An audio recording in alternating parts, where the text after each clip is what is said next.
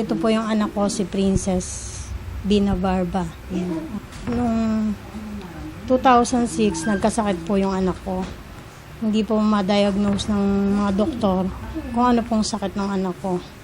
Marami na po akong pinagdalang ospital sa mga private doctor po, tapos sa Mateo General Hospital, sa Provincial Hospital ng Malolos, at ang huli po ay sa PGH. Ganun nga po, yung mga ospital na yon, hindi po malaman kung anong sakit ng anak ko. Kasi mula 2006 po, pabalik-balik po yung mga bukol na tumutubo sa katawan niya, na namumula tapos kumikirot, hindi po siya makalakad, hindi siya makatayo. Ito po yung mga record niya mula po noong 2006 hanggang itong 2010. Kung ano lang pong hinuhula nilang sakit, minsan po, nung una, rayuma raw. Tapos sumunod po, rheumatic fever. Tapos eto pong huli, sa PGH po, yung Behçet's disease daw po. Binigyan ho ako ng mga antibiotic na kung ano-ano. Hindi rin naman ho nakakagaling. Paulit-ulit lang pabalik-balik. Tapos hanggang dumating po yung time na itong 2009, marami na rin pong mga albularyo yung pinagdalhan ko yung mga anak ko. Wala rin naman pong malaman sila. Iba-iba rin po ang findings. Hindi ko po alam kung saan ko dadalhin talaga para lang gumaling yung anak ko. Nag-aaral po kasi sa BSU, third year college po. Hindi ko na po pinapasok kasi po hindi ho talaga niya kayang lumakad. Wala po naman kami masyadong pinagkakakitaan. 3 po yung anak ko. Kaya nung dito po kasi ako nagtatrabaho kay Mami Litz, nabanggit po ni Mami Litz na meron siyang alam na gamot tungkol sa mga herbal na makakagaling sa anak ko. Hindi po ako nagdalawang isip, dinala ko po dito yung anak ko. Tapos, sa totoo lang po, wala kaming kapera-pera noon. Sabi po sa akin, ito, subukan mo. Sa 1 week po na pag-inom ng anak ko, ng Kings, nakita ko po na may improvement, nakikita ko po sa anak ko. Kaya lang po, talagang sa una po, masakit, buong katawan niya sumasakit, sa pag-ihi, sa pagdumi, at saka minsan po, nahihilo siya. Talagang umiiyak po siya sa akin hanggang hindi kami makatulog gabi-gabi. Dati po, talagang parang feeling ko po nanghihina ako, tapos yung utak ko parang litong-lito. Tapos kung ano-ano nga po yung tumutubo, yan. Yung mga bakas po yan po yung tumutubo na simula po parang tagyawat, tapos lalawak siya. Pulang-pula po. Tapos kung saan po siya tumubo, dun po sasakit. Tapos kapag sa paa naman po, di po talaga ako makalakad. Kung kapag gusto kong tumayo, hindi ko po magawa. Gagawin ko po, gagapang po. Dati po kasi dami ko na po ininom na antibiotic, mga gamot, tas may mga injection pa po nung nasa ospital ako. Wala, lalo po ako nanghihina.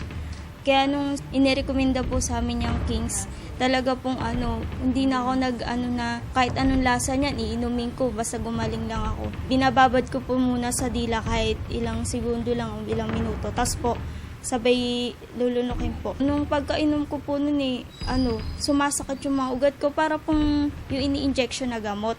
Yun po, parang ginigising yung mga ugat ko po. Tas sa pag-ihi ko, ang hirap-hirap. Sabi ko po, parang hihinga pa ako ng malalim bago ko ilabas yung ihi ko. Tas yun nga po, yung minsan masasakit yung ganito. Minsan di ako makahinga. Kumbaga, parang nililinis po. Nung una po, natakot ako. Tas gusto ko nga po, itigil na eh. Kahit po masakit po, tinuloy ko pa rin po kasi gusto ko po talagang gumaling. Tsaka, 4 na taon ko na po itong nararamdaman. Bali, mawawala po siya, tapos babalik, babalik. Siyempre po, una, papasalamat po ako kay God. Kasi kung hindi dumating yung Kings, siguro, kung hindi niya ginawang halimbawa yan para sa akin, hindi ako gagaling. Tsaka po, kaya nga po, minto na ako ng pag-aaral ko kasi parang naisip ko rin po na naging pabigat din ako sa mga kaklase ko kasi pag yung building po kasi namin hanggang 5th floor po. Bali, inaakay nila ako. Parang ang sa akin lang, kahit tinutulungan nila ako, parang ang hirap po kasi parang pabigat ako sa kanila. Pero po nung dumating nga po yung sabi ko, sana noon pa dumating para hindi ako natigil. Para hindi rin po ako naging masyadong pabigat sa mama ko. Alam niyo po, noon po inisip ko, sana kunin na ako kasi parang wala po akong silbi, inutil, ganun. Lahat po naisip ko na. Pero po nung, yun nga, binigyan pa pala ako ng pag-asa ni God na gumaling. Kaya salamat po kay God, tapos pati rin din po sa Kings. Siyempre po, masayang masaya ako. Isa pa, sabi ko nga po, kahit ka ako ganito lang ang trabaho ko, nakikita ko nung maayos yung anak ko, walang nararamdaman, okay naman po. Naging maligaya po ako nung nawala na yung sakit na dinadala ng anak ko.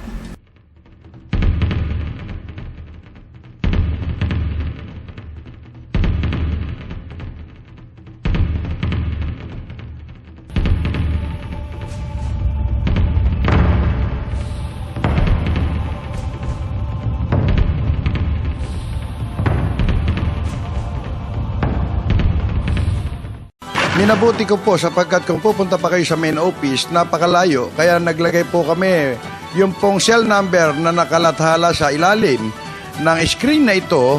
Pwede po kayong makipag-ugnayan at ito po ay sinasabi ko at pinatotohanan. Ito po ay authorized distributor ng Abanyo Lingkod mula pa noon at magpakailan pa man.